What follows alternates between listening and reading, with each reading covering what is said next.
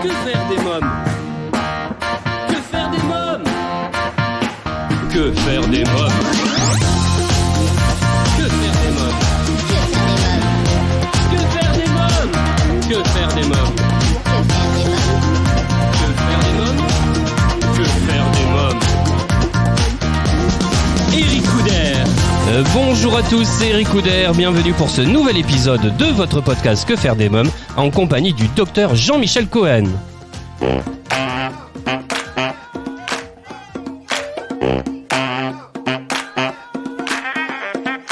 Alors c'est avec la complicité de vos petits-enfants que vous avez écrit cet ouvrage. Alors oui, parce qu'en fait, il se trouve que j'ai une chaîne YouTube. Ouais. Et qu'un jour, j'ai tourné une vidéo avec mes petits-fils. Et j'ai été surpris après la vidéo. Enfin, je tournais la vidéo, ils sont intervenus dans la vidéo.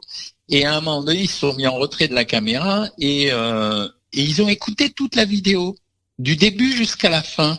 Et après, ils sont venus me poser des questions. Ah oui, et dans les beignets de poulet que tu as montré, mais alors quoi, le truc jaune, c'est pas du poulet, c'est de la farine. En fait, ils pensaient que c'était de la peau de poulet qui était grillée. Et je me suis rendu compte qu'ils avaient envie de savoir. Alors là, on a commencé, puis on était dans la cuisine. Donc à chaque fois qu'ils venaient chez moi, je leur montrais les légumes, la sauce, etc. Et puis j'ai vu que ça les intéressait vraiment. Et je leur ai dit, vous voulez que je vous pose des questions pour voir comment vous répondriez, comment vous comprenez.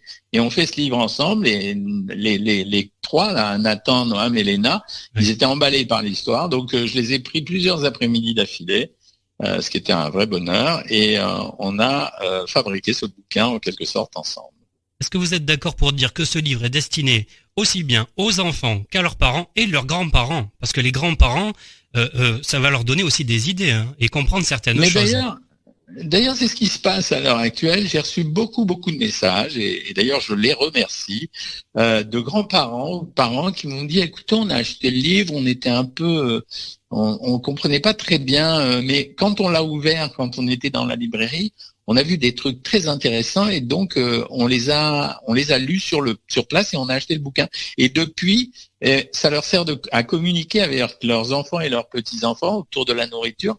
Et j'ai reçu des tas de compliments que j'attendais pas. J'écris beaucoup de bouquins. J'ai jamais reçu autant de petits SMS, Facebook que pour ce livre. Donc c'est très sympa. C'est vraiment un outil de communication entre les différentes générations. Et en même temps, vraiment, je suis content d'avoir fait ce travail pédagogique. Oui. Docteur Jean-Michel Cohen, qu'est-ce qu'une alimentation de qualité variée et équilibrée? Vous l'expliquez également dans le livre. Oui, moi en premier lieu, je tiens à expliquer que la nutrition, c'est pas la privation.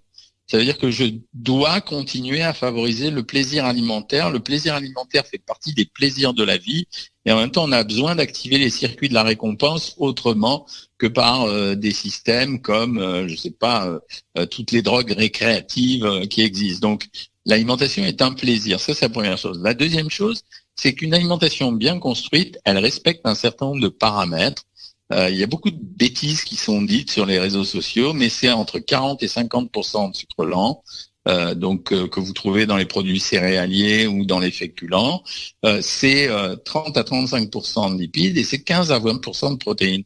Il faut absolument avoir cette proportion pour obtenir une bonne alimentation. On ne se focalise pas sur le slogan stupide des 5 fruits et légumes, qui est un faux slogan, parce qu'en réalité, la vraie théorie, c'est de consommer minimum 400 grammes de fruits et légumes par jour, en essayant de les varier, le chiffre de 3 à 5 étant le meilleur. Donc, quelqu'un qui mangerait 400 grammes de fruits et légumes par jour, en ayant 3 variétés différentes, il remplirait le contrat très très bien. Et c'est pas grand-chose, Une pomme, une assiette de carottes râpées et une assiette d'épinards par jour, et là le tour est joué, Donc c'était pas grand chose. Donc ça, c'est leur expliquer ça. Enfin, la dernière chose, c'est de leur dire que l'organisation de l'alimentation, elle relève d'un choix personnel. Autrement dit, arrêtons les slogans aussi, et notamment à propos des 3 ou 4 repas par jour. Chacun d'entre nous a des rythmes différents. On a envie de prendre le petit déjeuner des fois à 7 heures du matin, des fois à 8 heures, des fois à 9 heures, des fois de le raccourcir.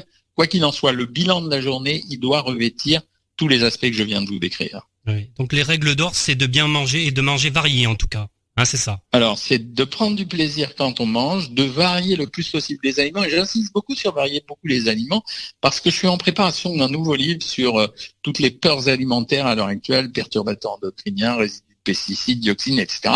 On se rend compte qu'en fait, l'effet dose est l'effet le plus important.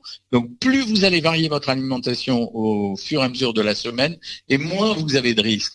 Autrement dit, même si certains fruits, par exemple, personne ne sait que le raisin, c'est le fruit le plus chargé en résidus de pesticides. Oui. Donc voilà, vous n'allez pas manger du raisin tous les jours. C'est vrai que s'il y a des gens qui vous demandent de faire des cures de raisin, mangez-en une fois par semaine, prenez une banane le lendemain, du pamplemousse la troisième fois, etc.